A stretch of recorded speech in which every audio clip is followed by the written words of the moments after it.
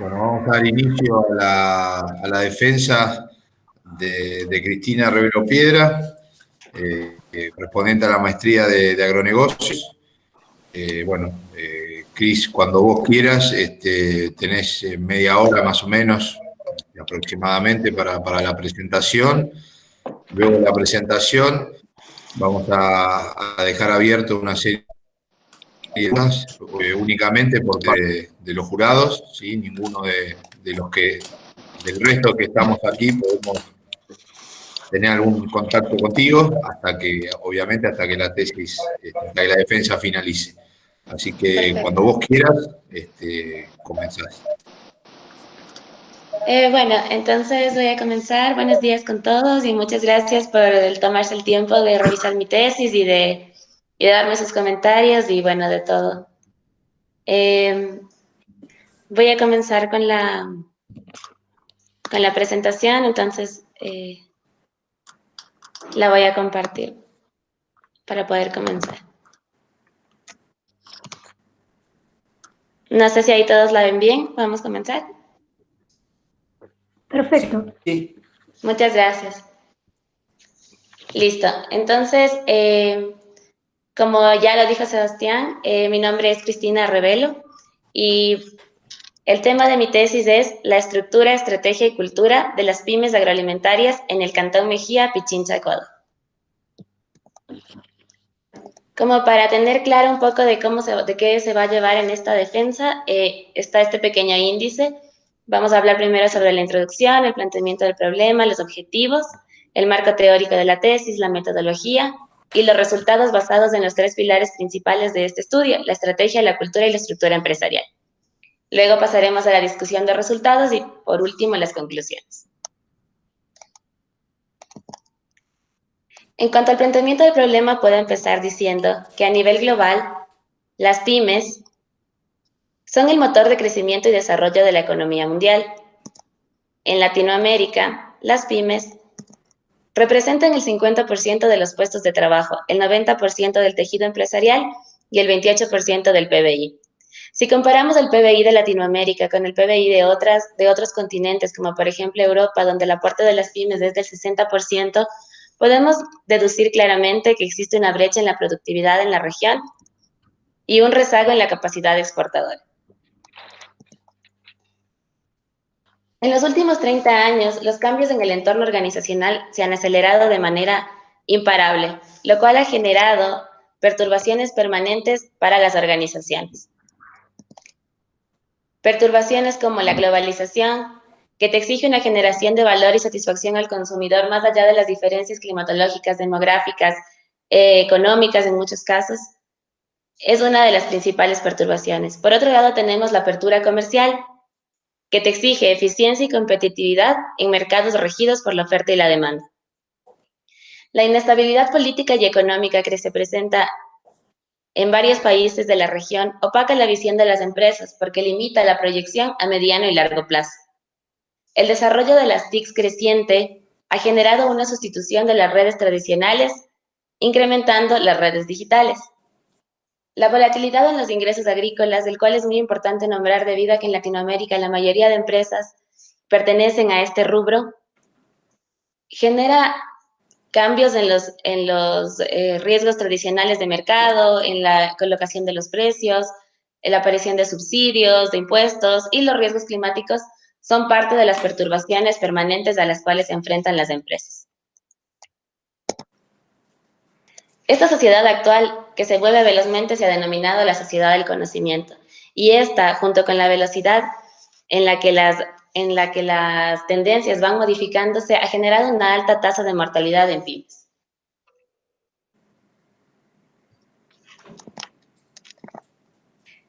En Ecuador, por ejemplo, el aporte de las pymes es igual al 13%. Tomando en cuenta que el 84.3% de las empresas son pymes, podemos decir que este aporte es bajo. El Cantón Mejía, que es en el cual se desarrolló el presente estudio, es un sector altamente productivo, especialmente ganadero. En la parte industrial se desarrolla mucho lo que es lácteos, agrícola en frutas y hortalizas y florícola. en rosas de exportación principalmente. Aquí podemos ver los 3 pilares que tiene que tener una organización. Como vemos, la estrategia más la estructura más la cultura genera adaptación y flexibilidad frente a la perturbación. Tomando en cuenta este dato, es esencial plantearnos la siguiente pregunta. ¿Cuál es la situación actual de las pymes del Cantón Mejía en temas de estructura, estrategia y cultura organizacional que les permita a las organizaciones adaptarse a las perturbaciones del entorno actual? Pasando a los objetivos, vemos que el objetivo general del estudio es describir el estado de los 3 pilares fundamentales, estrategia, cultura y estructura, en las pymes agroalimentarias del Cantón Mejía, provincia de Pichincha, Ecuador, a fin de brindar a las empresas un contexto interno de su capacidad de adaptación. Los objetivos específicos. Tenemos caracterizar la cultura, determinar la estructura y analizar la estrategia de las pymes agroalimentarias del Cantón Mejía. En el marco teórico, vamos a empezar hablando sobre la cultura empresarial. La cultura empresarial es la base de toda organización empresarial. Herramientas como el modelo de la empresa definido ayuda mucho a darle esa base que la cultura necesita. Como dato podemos decir que en Latinoamérica el 90% de las empresas son familiares. Por lo tanto, haciendo énfasis en este tipo de empresas, en este modelo de empresas, podemos decir que un protocolo familiar empresarial ayuda a sostener este modelo generándole profesionalización y siempre y cuando maneje estructuras de gobierno claras y definidas que le permitan seguir adelante en las etapas de transición, sobre todo generacionales. El mapa comunicacional es una herramienta muy importante que disminuye la incertidumbre en la cultura y genera formatos de comunicación acertados. El clima laboral es la suma de las características formales e informales de una compañía.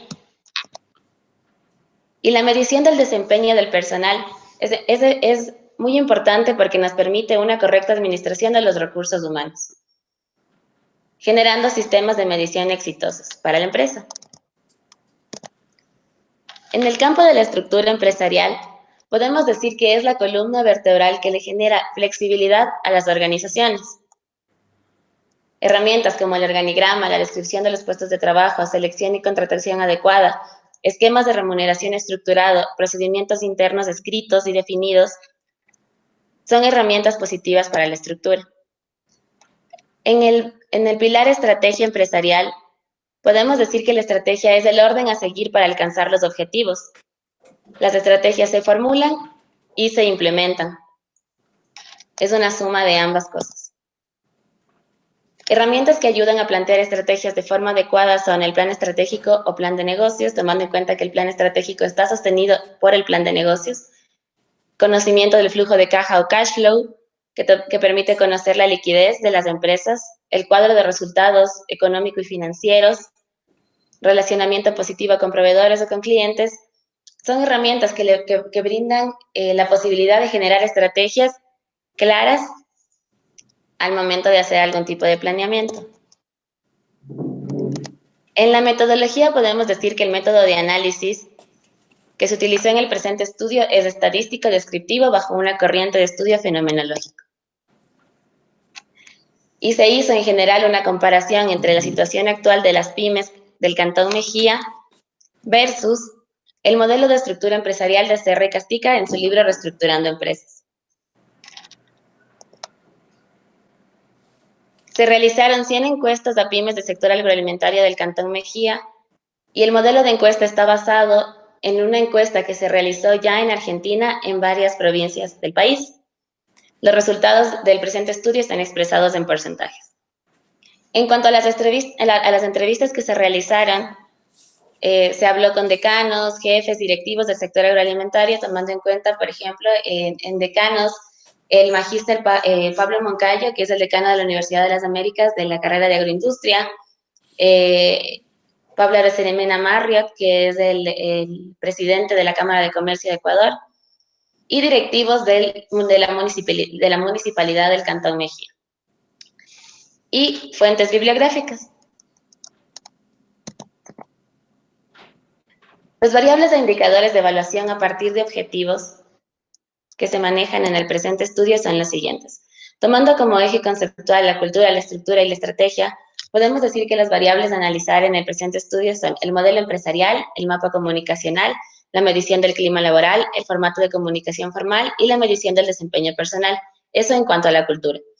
Al hablar de estructura, vamos a topar variables como el organigrama empresarial, la descripción de los puestos de trabajo, los procesos de selección y contratación, esquemas de remuneración estructurado, procedimientos internos descritos. Y en la estrategia, variables como el plan estratégico, plan de negocios, cash flow, cuadro de resultados económicos y el relacionamiento con proveedores y clientes. Antes de empezar con el contexto de las pymes en el Cantón Mejía, quisiera saber si todos me están escuchando bien. ¿Puedo continuar? Tal vez alguien que active el micrófono. Sí, Perfecto, sí, perfecto, Cristina, adelante. Adelante. Perfecto, muchas gracias. Voy a continuar entonces. En cuanto al contexto de las pymes en el Cantón Mejía, podemos empezar hablando sobre el tamaño de las empresas.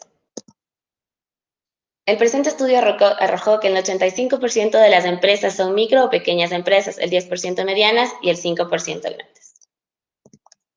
Las zonas de influencia en donde las empresas comercializan sus productos son en un 58% al público directo, el 42% a ferias y cercanías y en un 39% a comercios o intermediarios. En cuanto a los rubros principales que se manejan en el cantón, hemos tomado en cuenta, en primer lugar, la distribución de lácteos, en un 57%. Las legumbres y hortalizas, la producción como tal, en un 16%. La elaboración de otros productos alimenticios como snacks, enlatados, etcétera, en un 11%. Y tome en cuenta también el rubro de la floricultura, que si bien está presente en las empresas en un 3%, es el sector que más aporte tiene hacia la exportación en el cantón. O sea, lo que más exporta son rosas, orquídeas y demás flores. En el modelo de empresa se obtuvo que el 58% de las empresas son familiares, lo cual, como habíamos mencionado anteriormente, requiere un protocolo familiar para ser más sólida. El 24% de las empresas familiares encuestadas poseen un protocolo familiar. El 57% lo consideran satisfactorio y el 43% medianamente satisfactorio. En el ámbito de la comunicación, podemos decir que el mapa comunicacional se encuentra presente en las empresas en un 6%, siendo en un 33% satisfactorio y en un 67% medianamente satisfactorio. El formato de comunicación formal se presenta únicamente en el 12% de las empresas. En cuanto al clima laboral, podemos decir que la medición del clima laboral se realiza únicamente en un 24% de las empresas encuestadas. Y la satisfacción de la herramienta, la satisfacción de la medición del clima laboral en las empresas es en un 37% alto y en un 50% medio. En cuanto a la medición del desempeño de los trabajadores, podemos decir que únicamente el 18% de las empresas encuestadas realizan una medición del desempeño de sus trabajadores. Eso en cuanto a la cultura. En cuanto a la estructura empresarial de las pymes agroalimentarias del Cantón Mejía, podemos nombrar la primera herramienta, el organigrama, que está presente en un 52% de las empresas, siendo jerárquico en su mayoría en un 54% y se encuentra difundido en las empresas en un 94%. La descripción escrita de los puestos de trabajo se realiza en un 42% de las empresas encuestadas. El 73% de las mismas lo tienen difundido. La contratación del personal es en un 45% basada en la necesidad de la empresa, lo que quiere decir que en su gran mayoría las personas de recursos humanos o a cargo de la búsqueda se enfocan únicamente en la parte técnica del postulante. El 91% de las empresas realizan su propia búsqueda. Las que no realizan su propia búsqueda y contratan agencias están únicamente enfocadas para rangos altos. El 86% de las búsquedas son externas, recomendaciones, publicaciones, periódicos, y el 36% buscan más de una fuente de selección.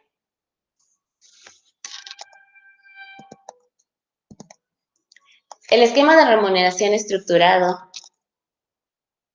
se encuentra en un 58% de las empresas encuestadas y está basado en su mayoría en las normativas y reglamentos que exige el Ministerio de Trabajo, organizaciones gubernamentales. Son muy pocas empresas quienes manejan un esquema de remuneración estructurado basado en otro tipo de beneficios. De estas, el 79% lo tienen difundido. El 42% restante no posee un esquema de remuneración estructurado y basa en la mayoría de los casos la remuneración dependiendo totalmente de las ventas que se generen. Esto pasa sobre todo en el rubro agrícola.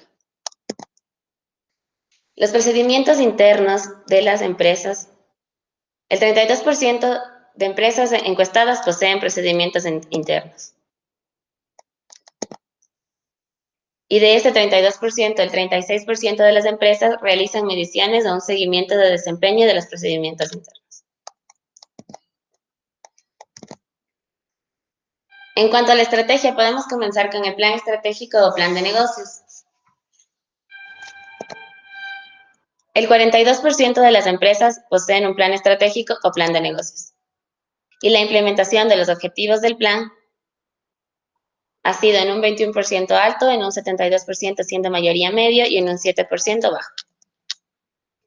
Los seguimientos de los objetivos del plan se han presentado en un 93% de las empresas. Quiere decir que una vez implementados, las empresas han hecho un seguimiento de los objetivos del plan. En cuanto al flujo de caja o cash flow, el 39% de las empresas poseen un flujo de caja, el mismo que es en un 54% real y presupuestado, siendo la mayoría. En cuanto al cuadro de resultados, podemos decir que el 58% de las empresas poseen un cuadro de resultados,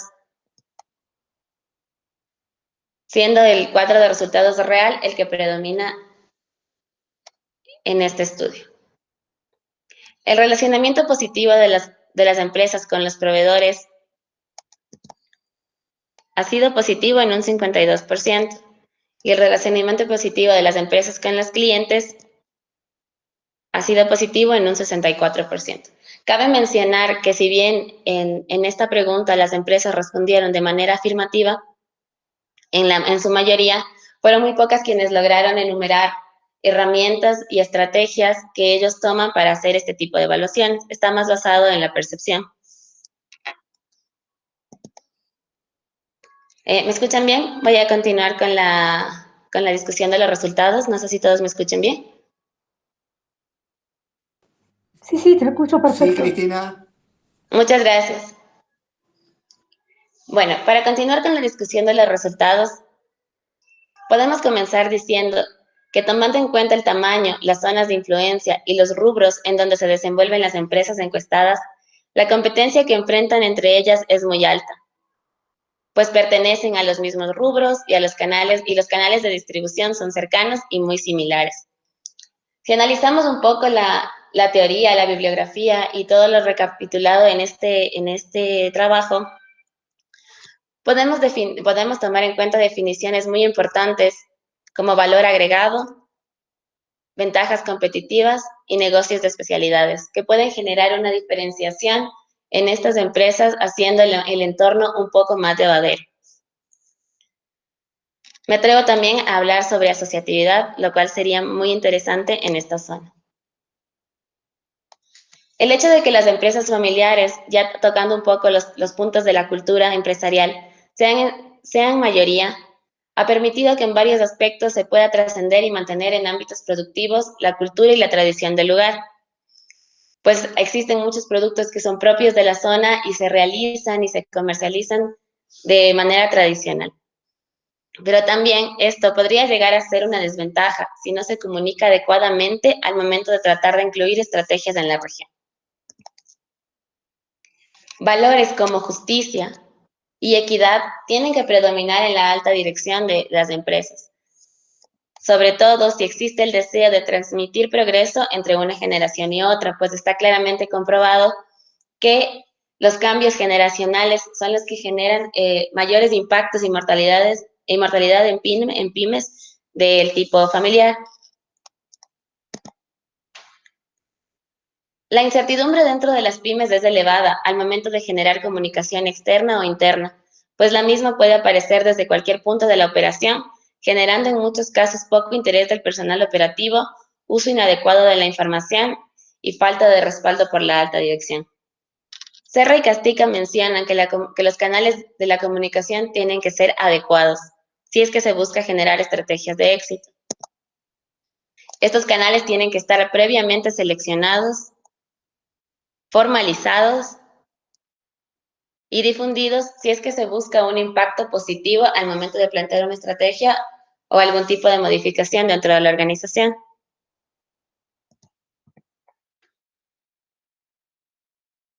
Por otro lado, el 76% de las empresas encuestadas no incluyen en sus procedimientos de análisis y control la medición del clima laboral y solo el 18% toma en cuenta la medición del desempeño de sus trabajadores, lo que genera una amplia brecha entre la alta dirección, los dueños de la empresa y quienes las operan diariamente. El análisis del clima laboral y la medición del desempeño de los trabajadores permite determinar fortalezas claras dentro de la empresa, visualizar fácilmente alternativas de mejora y siempre tiene que estar basado en encontrar objetivos unificados entre lo que quiere la empresa y lo que quiere el trabajador. Todo esto va a generar una cultura de confianza, que es bastante ideal al momento de generar estrategias. En cuanto a la cultura, podemos decir que la cultura empresarial en el cantón trasciende las puertas de la empresa y encuentra similitudes de forma general para toda la zona.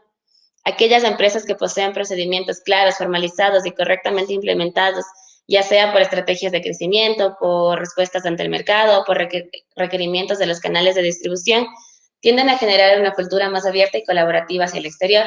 Un claro ejemplo de esto es el presente estudio, pues las empresas fueron muy herméticas al momento de recibir un contacto vía email o vía telefónica. Siempre fueron mucho más abiertas al momento de tener un contacto más personal. Lo mismo nos pudo comentar el director de productividad del Cantón Mejía, pues al momento de realizar capacitaciones, la difusión tiene que ser mucho más directa. Caso contrario, la aceptación de las capacitaciones, de los proyectos, de las iniciativas de parte de las empresas es muy baja. Podemos decir también que la mitad de las empresas participantes poseen organigrama jerárquico y en un menor porcentaje una descripción de los puestos de trabajo. En estas organizaciones la toma de decisiones se encuentra centralizada en la alta dirección y es muy común que al momento de incorporar personal o de entregar un cargo por salida haya brechas incompletas o sobrecarga de trabajo. El organigrama genera líneas de autoridad y asesoría, al igual que la descripción de los puestos de trabajo. Una descripción correcta genera linealidad de autoridad y asesoría. Ayuda mucho a manejar el talento humano óptimo. Y la difusión tanto del organigrama como de la descripción de los puestos de trabajo es esencial e indispensable si es que se busca tener resultados exitosos.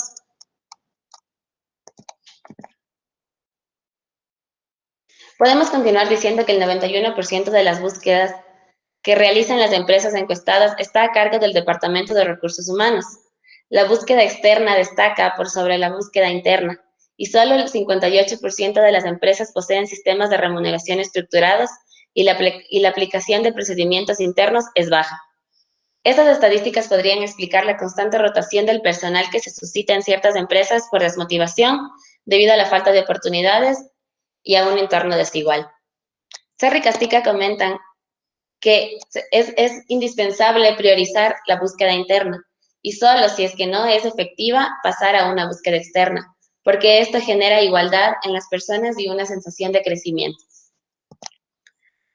Por otro lado, está claro decir que la búsqueda y la selección del personal no tiene que ser únicamente técnica. Es necesario hacer un análisis cognitivo, aptitudinal y de personalidad.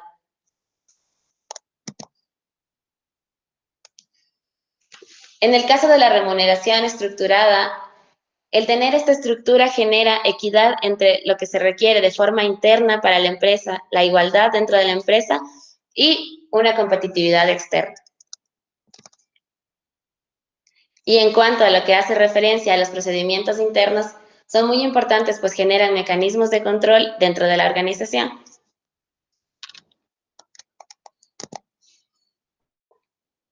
En las empresas del Cantón Mejía, únicamente el 42% posee un plan estratégico o plan de negocios, en donde la implementación de los objetivos ha sido medianamente satisfactoria en un 72%. El cash flow es considerado únicamente por el 32% de las empresas y solo el 58% llevan un cuadro de resultados real. Estas cifras demuestran que se podría estar cayendo en el error de direccionar inadecuadamente las estrategias planteadas, por lo que las mismas tienen un fin netamente documental, alejado de la realidad de las empresas. De igual manera, Serra y Castica plantean la formulación y la implementación de planes de negocios y sobre todo de objetivos. Los objetivos se formulan y se implementan, permitiendo un enfoque futuro, un seguimiento de los mismos, para que la estrategia pueda ser positiva. Partir de una liquidez real y proyectados en un pronóstico presupuestado va a generar éxito en el planteamiento de estrategias.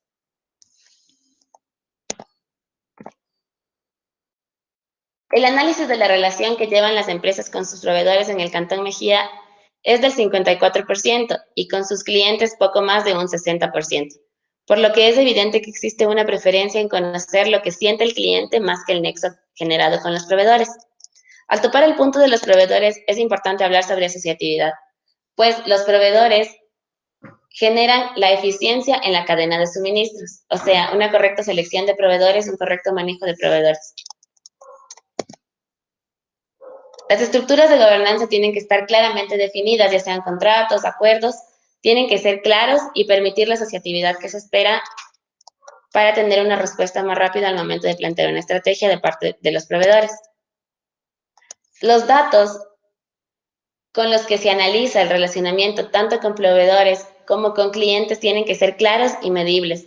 En el caso de proveedores podemos tocar ejemplos como la calificación a proveedores, las encuestas de proveedores. Por otro lado, en cuanto a los clientes, se hace un análisis postventa, que es lo más común. Y esto nos puede generar claridad y visión frente a los cambios en el consumo. El conocer al cliente no solamente nos va a dar más ventas, sino también nos va a permitir conocer si es que el cliente está cambiando, está teniendo una nueva tendencia de manera más rápida. En el caso del Cantón Mejía, la interrelación no está totalmente equilibrada y de estarlo no se sabe a ciencia cierta en qué niveles y porcentajes. Estoy hablando de la interrelación entre estrategia, cultura y estructura. Pues las herramientas que se manejan para generar estrategias, analizar la cultura o analizar la estructura o conocer la cultura organizacional están basadas en su mayoría en la percepción de quienes dirigen las empresas y en una cultura hermética a la que le cuesta mucho relacionarse cómodamente con el exterior. Si vamos a la teoría, recordemos que la estrategia es el eslabón que mueve toda esta cadena y tiene que estar conectada a una estructura flexible que se inserte en una cultura abierta, sin perturbaciones, sin incertidumbre, para que pueda ser exitosa. Este movimiento no se puede generar si no es gracias a la participación de la alta dirección. Si bien dependiendo del tipo del organigrama o del tipo de empresa, las ideas o los proyectos no se formulan siempre en la alta dirección, es esencial que ésta conozca los proyectos, los avale y los apoye durante todo el proceso, para que éste sea exitoso y para que la cadena pueda tener la movilidad y la rapidez que se necesita. Voy a continuar con las conclusiones. No sé si me están escuchando bien. Sí, se escucha muy bien. Perfecto, Sí, sí. Cristina, gracias. Perfecto. Gracias, voy a continuar. Como conclusiones, voy a comenzar diciendo que las variaciones constantes y veloces en los mercados más variantes internas propias de cada país han colocado a las empresas, pero sobre todo a las pymes, en una etapa crítica de adaptación en donde es indispensable fortalecer la cultura, estrategia y estructura empresarial para poder generar organizaciones flexibles.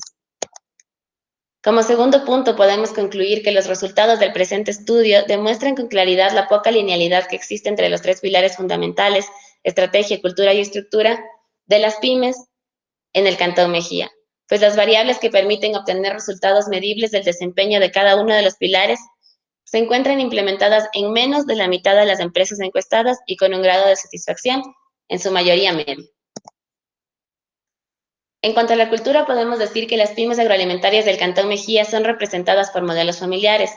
Sus protocolos y mapas comunicacionales se encuentran poco desarrollados e implementados, y los métodos de control y medición de desempeño del personal o del clima laboral están basados en la frecuencia con la que rotan los cargos o en la percepción del trabajo de quien está a cargo de cada uno de los talentos dentro de la organización. Por otro lado, en cuanto a la estructura, podemos decir que las pymes agroalimentarias del Cantón Mejía tienen una tendencia a debilitarse directamente proporcional al tamaño de la empresa. Esto quiere decir que mientras más crece una empresa en el cantón, es más común que se vaya generando algún tipo de desorden o algún tipo de brecha entre los tres pilares, estrategia, estructura y cultura. La implementación de procesos internos, descripciones y esquemas tienden a ser dejados de lado o no tomados en cuenta dentro de las organizaciones.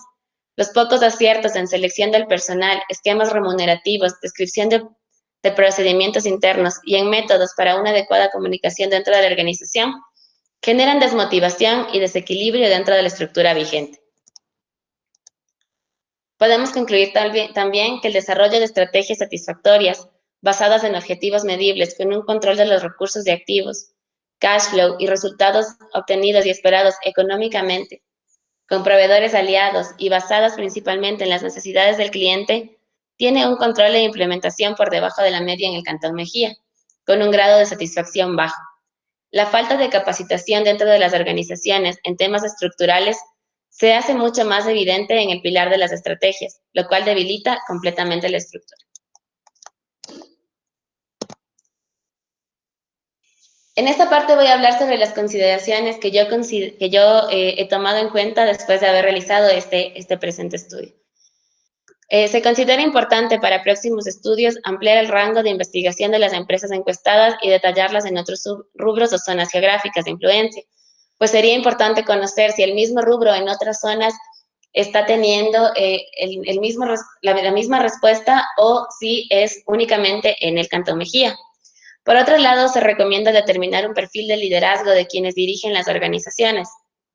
En este punto me gustaría hacer referencia más a las medianas empresas, pues si bien las personas que las dirigen tienen un perfil bastante técnico, muchas veces temas como liderazgo, recursos humanos, manejo de personal, no son muy tomados en cuenta o al momento de plantear estrategias o de manejar la empresa como tal. Y por último, realizar un análisis en base a la nueva economía institucional dentro de las empresas encuestadas para conocer más a profundidad el impacto que se genera a partir del estado actual. En este punto me gustaría hacer énfasis en la parte agrícola y en la parte ganadera, pues si bien es en la que más se desarrollan las empresas en el cantón, sería ideal conocer a qué se debe esta elección que muchas veces está basada en la incertidumbre o en activos específicos que son muy perecederos y en estructuras de gobernanza bastante débiles.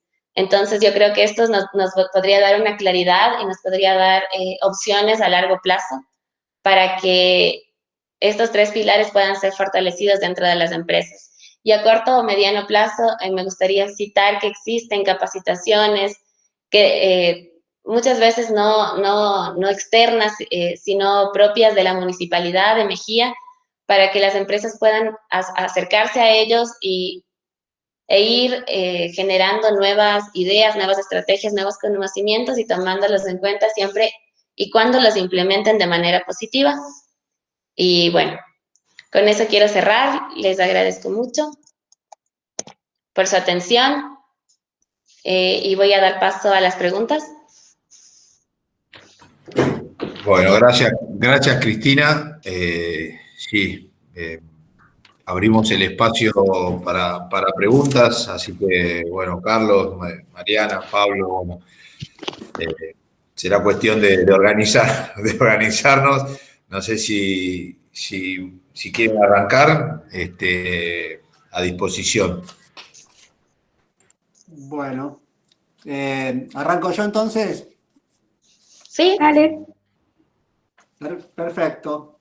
Bueno, muchas gracias Cristina, muy buena la tesis y muy buena también la presentación que permitió tener un análisis a fondo de un espectro muy amplio de organizaciones, pymes del cantón Mejía, ¿no? Un espectro muy Sí. amplio y con diferentes sectores, ¿no? Una de las cuestiones que yo había remarcado en la tesis, si bien no para, digamos, desarrollarlo exhaustivamente, porque eso hubiera dado lugar a otra tesis, tenía que ver con aquellas pequeñas diferencias que vos podías haber encontrado o no, digamos, entre los distintos subsectores que comprenden las empresas analizadas. Vos hablaste de un mayor predominio de las empresas lácteas, después con la cadena de legumbre, frutihortícola, creo, y también Sí. la florícola, que si bien era menos peso, pero con digamos, mayor presencia en el rubro de las exportaciones. Entonces, por ahí la primera pregunta es, digamos, a partir del análisis, si bien, y comprendo, vuelvo a decir, que no haya sido objeto de tu trabajo, si notaste, digamos, algunas diferencias significativas en tus hallazgos, si tuvieras que particularizarlo en relación a las respuestas de los distintos sectores. Sí, bueno, en realidad se encontraron diferencias entre los sectores, sí, pero más que nada yo considero que las diferencias están basadas más en el tamaño de las empresas y sobre todo en los requerimientos que las empresas tienen desde sus clientes y desde el mercado. O sea, por ejemplo, empresas exportadoras tienen por certificaciones en las que pertenecen, ISO, otro tipo de certificaciones, tienden a estar obligadas a realizar este tipo de análisis, este tipo de estructura, de estrategia y de cultura, y es indispensable porque si bien son grandes para el Cantón Mejía, pueden resultar pequeñas frente a los mercados en los que se desenvuelven en el exterior. Por lo tanto, si bien se ven grandes acá, están sujetas también a perturbaciones bastante grandes, pues su mercado es mucho más amplio. Y luego las pequeñas empresas, como las del sector lácteo, como las del sector agrícola, considero que realizan su trabajo o sus procesos o sus desarrollos de una manera mucho más empírica y mucho más basada en la experiencia generacional, de una generación a otra, pero más que nada va por ese lado, o sea, va por el ámbito del tamaño de la empresa o más que nada por el mercado en el que incursiona más que en el rubro, porque tanto empresas lácteas como agrícolas presentan dentro de su estructura, de su estrategia y de su cultura similitudes en las respuestas. Entiendo, de lo que expresás se desprende que tal vez tenga un mayor peso en explicar, digamos, las diferencias, factores, aspectos como la escala, que las diferencias sectoriales, ¿no es cierto? Exacto. Bien, perfecto. Y aprovecho para la segunda pregunta, que es algo que también yo había puntualizado en la evaluación. Ahí te había puesto acerca de, bueno, digamos, teniendo en cuenta el contexto que vos describís, qué acciones se podrían hacer para ir superando esas limitaciones. Algo en las conclusiones hablaste, pero quería, digamos, relacionar este aspecto con algo que vos mencionaste al principio y que me parece que se puede discutir, ¿no? Que vos hablaste de perturbaciones, una de las primeras diapositivas, ¿no? Digamos, Sí. hablabas de la organización y las distintas perturbaciones, señalando como perturbaciones a la globalización, la apertura comercial, las TIC, los intereses políticos y económicos y la volatilidad de los mercados. Bien, evidentemente son cuestiones que afectan el desempeño, ¿no? No es que sea incorrecto calificarlas como perturbaciones, pero también, si uno los mira desde otras perspectivas, pueden ser esos mismos elementos, y especialmente para las pymes, también desafíos y oportunidades.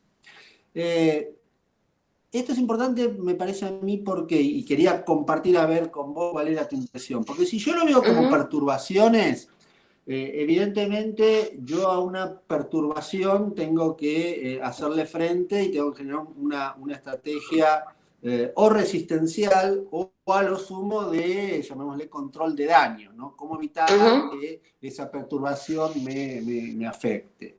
En cambio, si lo asumo como un desafío, ejemplo, la presencia de las TICs para, digamos, favorecer el contacto con clientes a través de una red de WhatsApp para una pyme. Bueno, ahí puede ser considerada como una oportunidad, entonces, eso que vos determinás perturbaciones, por ahí esas situaciones pueden dar lugar a un aprovechamiento, digamos, para que por ahí una empresa, digamos, chiquita, más ágil, cosa que a una empresa por ahí más grande le costaría, sí puede aprovechar ese intersticio, ¿no? Entonces, ¿cómo, digamos, podés ver vos que en los casos que analizaste, en qué medida podés pensar que esas perturbaciones pueden ser vistas desde la mirada de desafíos, eventualmente oportunidades, ¿no? Sí, gracias. Bueno, en este caso yo considero que sí se consideró una perturbación por la velocidad a la que este tipo de características o este tipo de cosas van surgiendo. O sea, muchas veces van surgiendo muy rápido y a las empresas, por lo planteado por el estado de su estrategia, de su estructura y de su cultura, les cuesta mucho adaptarse. Entonces, en ese caso vendría siendo una perturbación porque capaz ni siquiera la alcanzan a tomar como una oportunidad y viene siendo incluso generando un impacto muy negativo dentro de la empresa. En ese caso sería una perturbación. Ahora, como una oportunidad, sí, o sea, la globalización para una empresa que tiende a crecer o que tiene claramente planteados sus objetivos o sus planes de crecimiento, obviamente va a ser una oportunidad el hecho de poder llegar con clientes a todo el mundo, el e-commerce, el hecho de que haya nuevas tendencias muy rápidas, es un ejemplo de innovación, de desarrollo. Obviamente va a generar crecimiento, pero en este caso considero que depende mucho de la empresa y de cómo esté preparada para recibir este tipo incluso de oportunidades. Pueden llegar a desaprovecharse o pueden llegar incluso a ser dañinas para la misma, tomando el punto de que se les denominó perturbaciones. Pero claro, o sea, pueden ser también Perfecto. oportunidades. Ajá. Sí, a ver si, analizando un poco tu respuesta, a ver si coincidís. Para transformar esas perturbaciones en oportunidades hay un determinado espacio de tiempo en el cual la pyme puede actuar. Ahora bien, vos por lo que estás diciendo, a ver si te interpreto bien, ese espacio de tiempo tiende a ser cada vez más acotado, con lo cual no le da tiempo a la empresa para poder aprovecharlo, entonces la perturbación se manifiesta concretamente y, digamos, no tuvo tiempo esa empresa para adaptarse y ver en qué medida eso podía transformarlo en oportunidad. Sí, es verdad, digamos, la creciente dinámica que tienen todos estos elementos que vos mencionaste, evidentemente obligan a una respuesta rápida y muchas veces eso no es factible de hacer, o los tiempos de espera que hay que hacer para madurar para concretar ese aprovechamiento, las pymes no los tienen, porque el mercado, etcétera, empuja y no permite que sean esos tiempos. Exactamente. Ujú. Bueno, muy bien, perfecto, gracias. Muchas Sigo, gracias. Cristina, Claro, sigo Mariana. yo. Sí, Bueno, claro. bueno, sigo un poco, tomo lo cuestionado por Carlos y me voy a enfocar más que nada en en las empresas familiares. Ujú, Vos hiciste referencia a que tenemos un porcentaje, lo tengo acá anotado, el 58% de las empresas es familiares y solamente el 24% de esas empresas tienen un protocolo, con lo cual ujú. es muy bajo el nivel de profesionalización que dentro del porcentaje. Entonces, un poco me eh, engancho con el planteo que hacía Carlos recién, diciendo de qué manera te parece a vos, cómo comunicarías vos o cómo ves vos que la factibilidad de profesionalización por parte de estas empresas familiares, que es un porcentaje importante dentro de las que abarcaron el estudio, pueden eh, aprovechar mejor las oportunidades que se generan y no tanto verse amenazadas, ¿no? Claro, bueno, desde el punto de vista de las empresas familiares, como mencioné en varios puntos de la defensa, el hecho de que los cambios generacionales son una de las perturbaciones más grandes que tienen las empresas familiares. Además de los cambios del entorno, esa es una perturbación interna que muchas veces se genera porque no existen protocolos que le permiten pasar de una generación a otra de manera sencilla. Muchas veces los dueños de las empresas tienen una formación técnica o tal vez no, y las nuevas generaciones tienen una formación que no tiene nada que ver con la empresa. Entonces esto genera perturbaciones o genera que las nuevas generaciones no tengan la capacidad para tomar una empresa y no solamente sostenerla, sino mejorarla y saberla llevar. En este caso, como tú mencionas, la profesionalización es muy importante y tiene que ser adecuada, y tiene que ser adecuada y acorde al rubro que se está manejando. Para esto yo pienso que lo más importante y lo ideal es manejar estructuras de gobernanza bastante claras. Por ejemplo, contratos, no, bueno, no contratos en el ámbito familiar, pero sí estatutos, algún tipo de acuerdo, de herencias, de sucesión, que sea muy claro y muy definido y sea muy acertado frente a lo que se busca de las nuevas generaciones para las generaciones, para la continuidad de la empresa como tal. Eso sería, Mariana. No sé si contesté Bueno, tu pregunta. no sé si la respondiste y la segunda cortita, Ah, bueno. cómo verías vos comunicar con estos resultados que vos tenés? ¿Tenés alguna forma de hacer una devolución y de comunicarles a esas empresas? Mirá, vemos esta dificultad y podemos sugerirte esta oportunidad. Sí, bueno, en cuanto a las grandes empresas o a medianas empresas que estuvieron mucho más abiertas o mucho más prestas a brindar información, se puede seguir una línea de comunicación vía mail, vía telefónica, pues si bien ya me conocen, entonces ya saben que estamos ahí. Y bueno, frente a las pequeñas empresas, me gustaría mucho realizar algún tipo de trabajo de difusión de los resultados de mi tesis, si bien ellos no tienen una manera no son muy amigos del mail o de recibir ese tipo de contacto. Sí, a través del municipio de Mejía, que estuvo muy abierto a este tema, porque en realidad también es algo que les preocupa bastante. Se podría realizar capacitaciones, ellos muchas veces citan a las personas, entonces se puede hacer presencia en este tipo de eventos, como para mencionar, obviamente, como un feedback positivo lo que se ha analizado y bueno, o sea, poner a disposición los resultados de la tesis.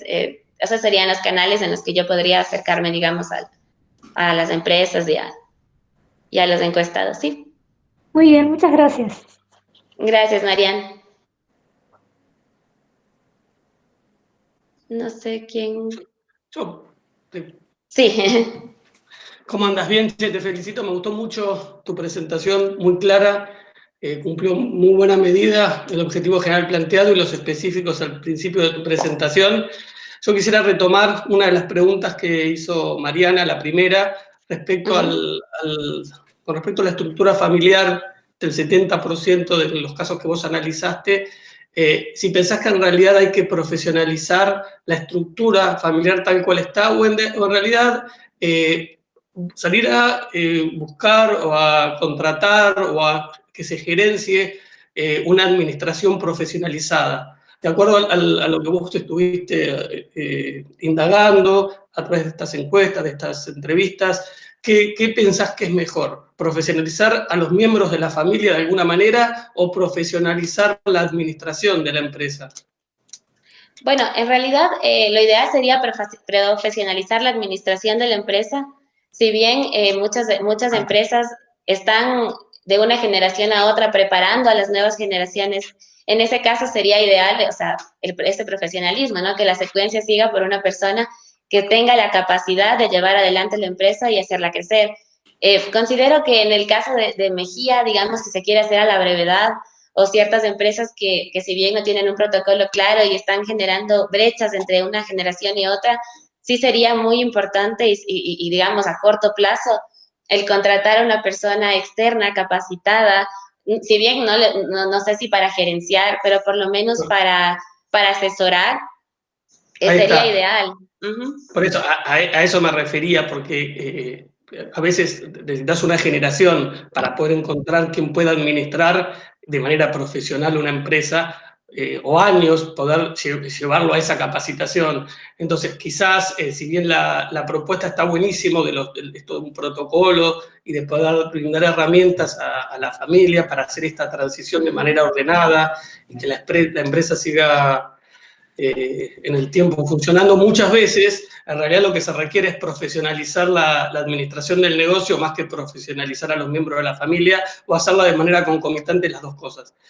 Y mi segunda pregunta apunta más, vos a lo largo del trabajo, pero sobre todo en las conclusiones, relacionás la macro con la falta de alineación de los 3 pilares que desarrollás como fundamento de tu trabajo: cultura, estructura y estrategia. Y lo señalás las nuevas tendencias, los hábitos de consumo, o sea, todo lo que tiene que ver con la macro y la incidencia que tiene en la falta de indicadores y de medidas dentro de la empresa. Quisiera si podés desarrollar un poco más cómo pensás que estas organizaciones básicamente de estructura o de base familiar pueden incidir o pueden tener en cuenta esta situación externa en lo que es la permanencia de sus negocios. Sí, bueno, en realidad el mercado mismo va mostrándoles las perturbaciones a las empresas como tal. Por ejemplo, en la baja de ventas o en los cambios muy rápidos en los mercados. Entonces, o sea, en las nuevas tendencias, por ejemplo, no sé, un ejemplo actual, el mismo hecho de la pandemia ha sido una perturbación súper grande para las empresas y muy pocas de ellas han logrado mantenerse en el mercado. Muchas han cerrado, muchas han tenido que sacar gente de sus filas, y esto se debe pues, a que nadie estaba preparado, pero muy pocas tenían un respaldo económico claro, una base firme en su estructura, una facilidad de generar nuevas estrategias. Hubieron empresas que al encontrarse con todo lo actual cambiaron incluso sus rubros de negocio y dejaron de producir alimentos, o dejaron de producir eso para producir alcohol, otro tipo de productos. Entonces, o sea, yo considero que las perturbaciones se muestran claramente y las empresas se adaptan.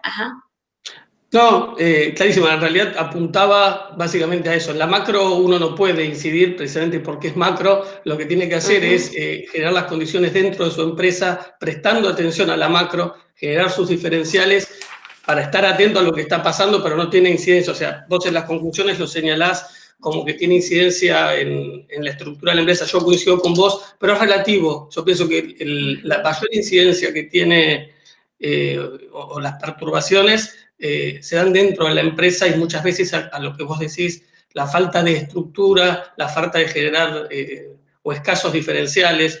Lo que haces te copian, lo que haces vos alguien lo va a hacer mejor, alguien lo va a hacer de manera más profesional. Entonces, uno tiene que trabajar en lo que es su propio negocio y obviamente prestando atención a la macro, pero la macro va a pasar igual. O sea, el hábito de consumo, el veganismo ya llegó y uno no puede hacer nada, simplemente subirse a la ola. Claro, adaptarse sobre todo. Muchas gracias, Cristina, me gustó mucho tu presentación. Muchas gracias.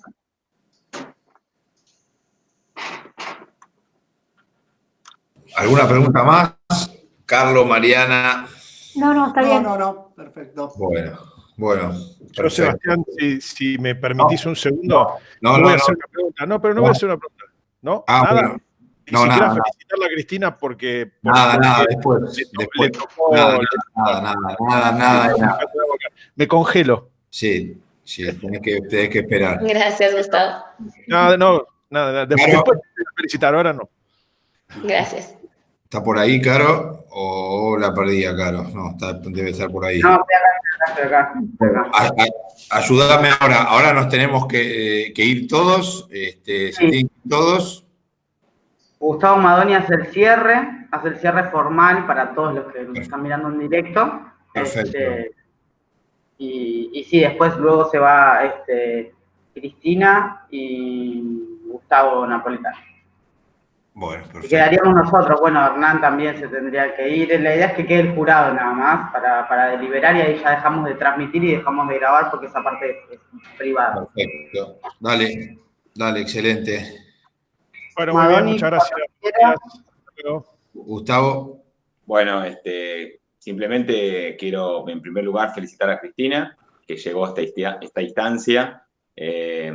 Es la instancia en la cual la escuela está contenta porque tiene un egresado más y el programa que dirige Sebastián también, así que estamos todos contentos.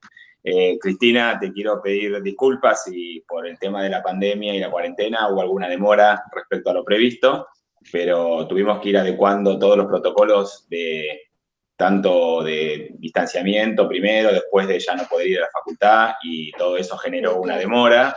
Y bueno, y después ir adecuando nuestros protocolos de defensa a lo que iba autorizando la Universidad de Buenos Aires en primer lugar, y luego la señora decana haciendo la adecuación correspondiente. Y nosotros como escuela teníamos que sumarnos a eso. Así que bueno, te pido disculpas si hubo alguna demora. No, claro.